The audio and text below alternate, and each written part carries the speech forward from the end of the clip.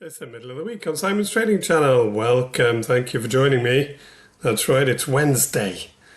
And it's not been a very exciting Wednesday. But, I think I've got a few significant things to mention. Thanks for joining me. And just before I forget, if you wouldn't mind liking and subscribing, if you do enjoy the videos, I do one every day, and they're less than 10 minutes of your valuable time. I'd much appreciate that.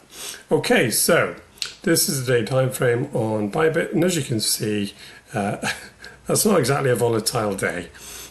So a small red candle, which will close in 4 hours and 20 minutes. Will it remain red? Don't know. More significantly, will it close below the bottom of this little range that I've popped on, which has a, remember for closures only, daily bottom side target of basically 65,000, and if Bitcoin pulls up its socks and progresses upwards from where it is now, then break of the range to the upside would be around 68.5. So just like yesterday's video, the range remains the same. Unlike yesterday's video, Bitcoin has made a bit more of a move to the downside, and indeed the daily momentum remains to the upside, but with less momentum, and the MACD is turned down. So quite far away from, crossing the zero line. And it would only be really if it crossed the zero line that I would start to think that this uptrend is over. And to be honest, if that happened, probably going to end up with a sweep of the lows at the very least. Maybe even a move down towards 50,000 or low 50s. Yeah, low 50s. Although I think that's a bit doom and gloom, and there's probably consolidation is the name of the game. But yeah, that's the daily time frame.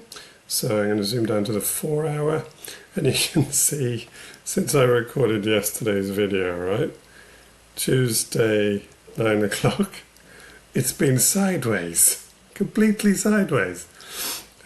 This 4 hour candle does close at 18 minutes and does look rather more bearish than the preceding ones. But again, as long as this range holds, it's neither here nor there. And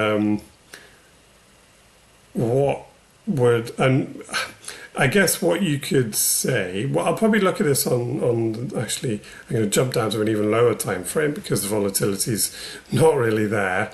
But you can see the 4 hour momentum is still to the downside, and it sort of looks like it's going to turn back down as well, following the closure of this 4 hour candle, and won't turn, or won't even try and turn back up.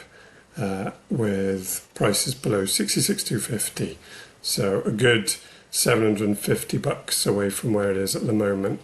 Now, to get an eye, obviously this is in an uptrend, right? I've been saying this for the past few videos. This is the obvious first target if the 4 hour uptrend is likely to be disrupted, because that's the current local low. So if Bitcoin can get back below there, something along the lines of this, and then fail to get back above this high, so i.e. then turn down at some point, well, that then starts to, well, to begin with, it just means range play, but then, should price then get back below, and I'm going to suggest 63,000 in a meaningful way, then that's probably going to bleed into the daily as a downtrend, and then, as I just mentioned, with some targets further down. But again, that's sort of hearsay at the moment, and would need price action to confirm it before it even becomes kind of playable. Now, if I do just have a quick look at the hourly, in fact, it's not going to look that much different. No, it's not looking that much different. I guess the difference you can see on the ultra low time frame, so this is an hourly time frame, and you'd probably see a very similar thing on a 15 minute. So after this big move down on the lower time frames, It's kind of it's putting in what looks like a bear flag, isn't it, really?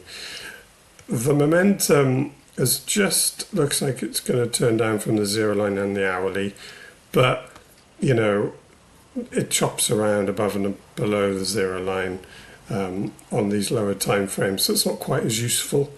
But yeah, I guess you could say it's got a chance to cross above the zero line and therefore get momentum on the hourly back to the upside. What I would suggest Bitcoin needed to do, though, I can show you this on the 4-hour. So if I look at this move down in terms of Fibonacci, I've done the wrong way around, but it doesn't matter. So I'm now looking at this move down, right? Now, it's not really retraced at all on the 4-hour. For this to kind of cease for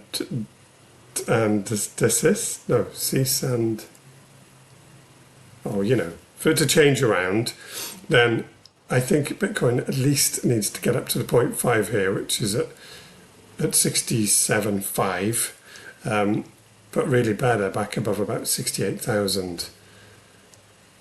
Yeah, I really do. And so for that 4-hour uptrend to continue, I think Bitcoin needs to reclaim at least the 50% of this move down, which is 67.5. So $2,000 away from there. So I've got a bit of a downside bias at the moment.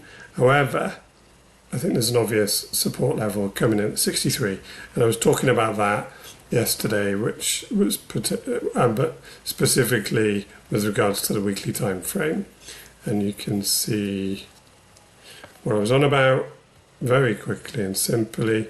So for this move up on the weekly,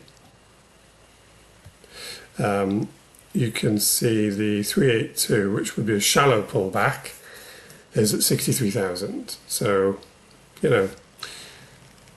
if Bitcoin fails to maintain 65 on a daily, you'd want to see it maintain 63 on a daily for then the next move to be to the upside rather than continuation to the downside. And that's as simple as it is. Thanks for joining me. And if you like this sort of thing, come back tomorrow because I'll be doing it for Thursday. Take care. See you tomorrow. Goodbye.